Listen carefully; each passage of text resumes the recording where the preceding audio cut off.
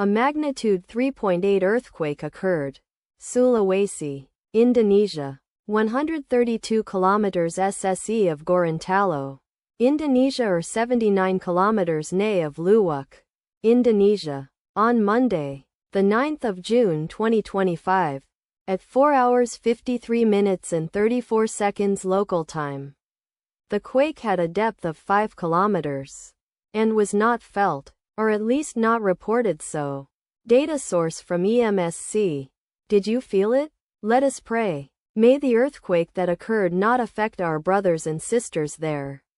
May the earthquake not happen again. And may God protect everyone. Amen.